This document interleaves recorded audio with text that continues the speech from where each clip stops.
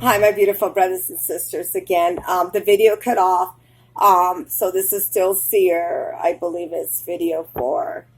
Um, I wanted to continue in letting you know as far as where was the offset about when they were going into a town and pretty much as Seer has said, remember, you go in there, nobody tastes the honey. And what is the honey when you go in there? You know, the enemy is a deceiver. What did Delilah do to Samson? She lied to him, and he gave him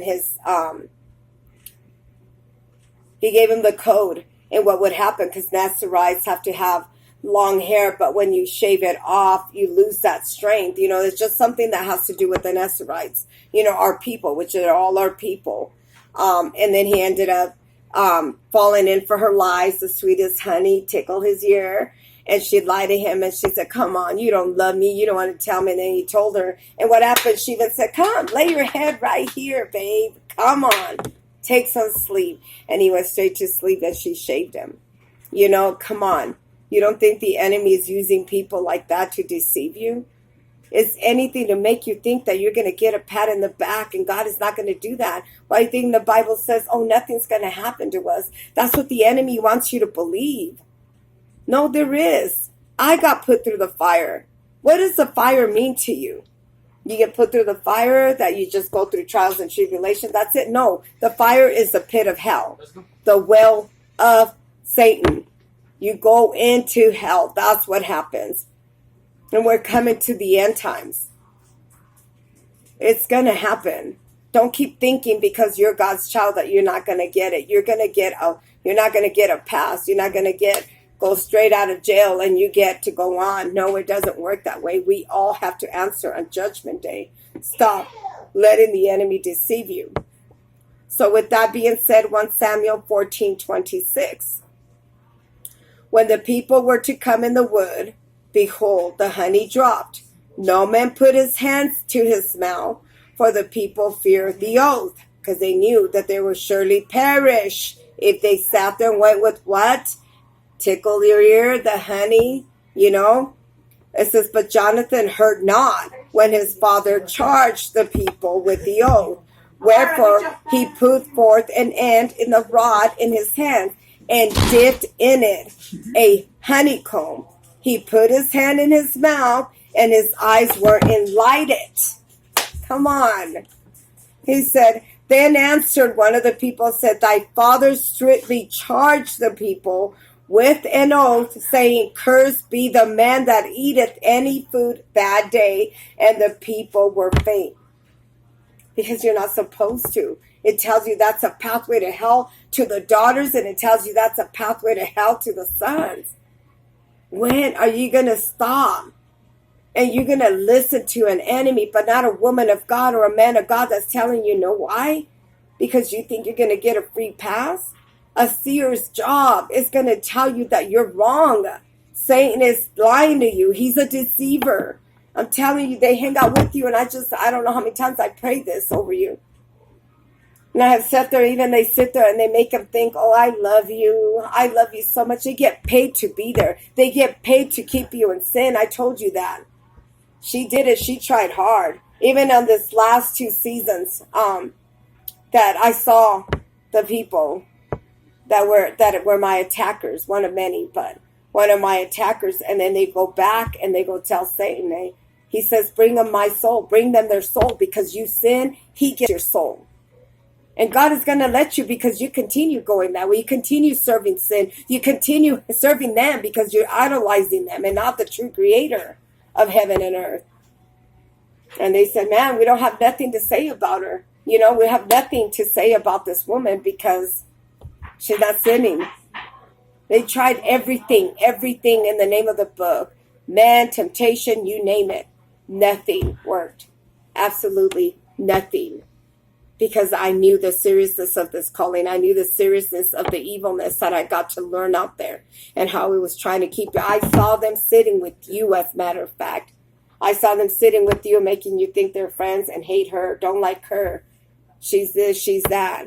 Because they didn't want you to hear the truth. And you ate that honey. You ate those lies up. That's what you continue doing, because they're deceiving you. Their job is to keep you there so you don't enter into the promised land and they get your soul on Judgment Day.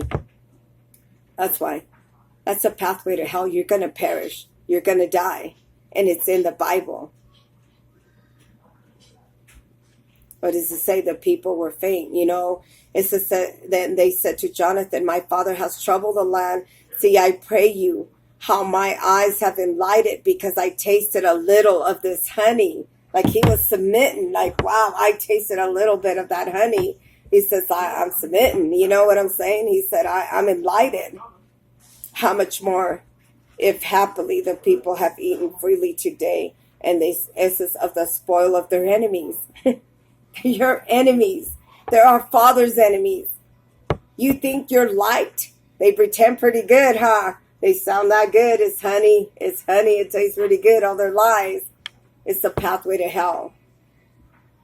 It says, how much more if happily the people have eaten freely today of the spoil of their enemies, which they found, and for they had not had, it says, for had there not been now a much greater slaughter among the Philistines. They smote the Philistines the day of Michmash into Ajalon, and the people were very faint. And the people flew upon the spoil, and they took the sheep and the oxen and the calf, and they slew them on the ground, and the people did eat them with the blood. They told Saul, saying, behold, the people sin against the Lord, and they ate with the blood, and they said, we have transgressed, and they rolled a great stone onto me to this day. They said, well, he sinned. Why not? Let's go feast. Let's go ahead and eat the forbidden fruit that we were told. They were doing exactly what Satan had told Adam. It was Adam that sinned. It was Adam that gave temptation into it. You're doing the same thing. You're being an Adam and Eve there, letting the deceiver deceive you and making you think, oh, well, you surely know. You're going to know from right to wrong now. God didn't say you're going to perish, did he? Did he say you were going to perish if you ate out of the forbidden fruit? Nah. He wants you not to think that. Of course not. Come on now. It tells you over and over again, the Bible, and you just keep going. You think that you're going to get a free pass? No. You get put through the pit of the whale means hell. The fire means hell. That's exactly what's going to happen to you. Wake up. Saul said, disperse yourself among the people and say unto them, bring me hither every man his ox and every man his sheep, and slay them here and eat, and sin not against the Lord, eating with the blood. And all the people brought every man his ox with him that night, and they slew them there. Saul built an altar to the Lord, and said, with the fruit of the altar he built unto the Lord. Read it. It's 1Samuel 14 down. And Saul said, let us go down to the Philistines by night and spoil them unto the morning light. And let us not leave a man of them, that they said, do whatsoever seemeth good unto thee. And he said, the priest, let us draw near hither unto God. And Saul asked counsel of God, shall I go down after the Philistines? Will thou deliver them into the hand of Israel? And he answered him, not to that day, because that's exactly what you do. You hand deliver, you special package with a bow every day you go out there to sin. Satan is having a feast with you and keeps opening that package in. Sends you straight back where he wants you. Here, let's do it again. Let's throw that temptation over again. And you fall right into it. And you think that it's all good, that they care. No. That's why they'll keep sending you another woman, another man, so it could look good, so it could do that, so you continue sinning, so the day you go to the pathway to hell. That's exactly what they're doing. And you think that God is that you think that God doesn't love you, that God doesn't listen to your prayers. No, he's listening and he's answering, but you're listening to Satan. You're listening to the people that are put there as what? They're infiliators. They're ungodly angels to make sure that you go down to the pit of hell. That is what they do. And you continue doing it every day and thinking, well, just today, man, it's a free pass, man. Make sacrifices. Give it up. Give it up.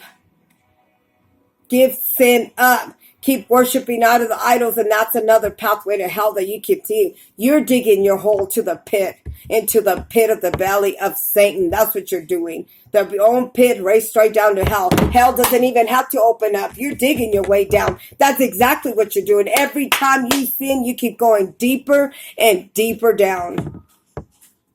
Saul said, draw ye not near hither in the sheep, and the people know that wherein this sin has been this day.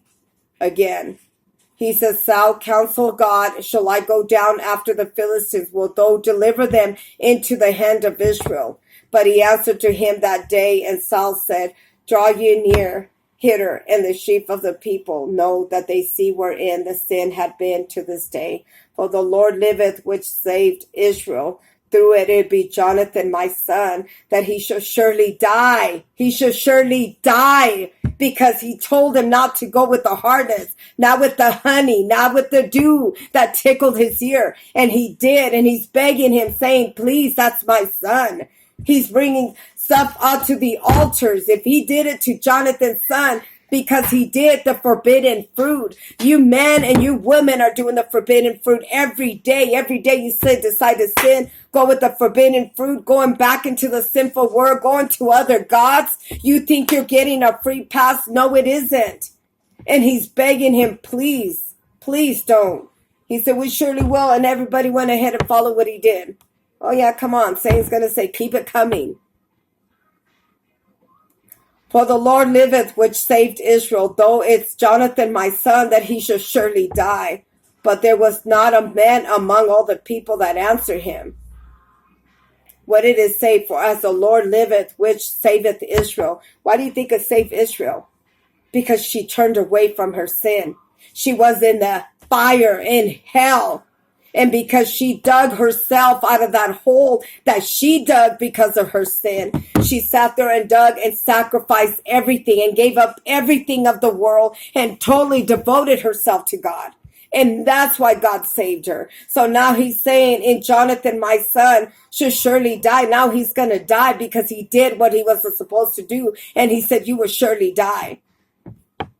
Then he said unto all Israel, ye on one side, that I, Jonathan, my son, will be on the other side. The people said unto Saul, what seemeth good unto thee? It's there, brothers and sisters. Now he's not on the same side. Where do you think you are? You're in 0 degrees hell.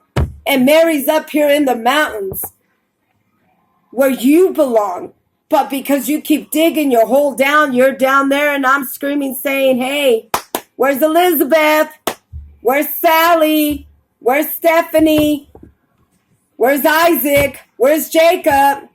Come on. It tells you on there. It's on there.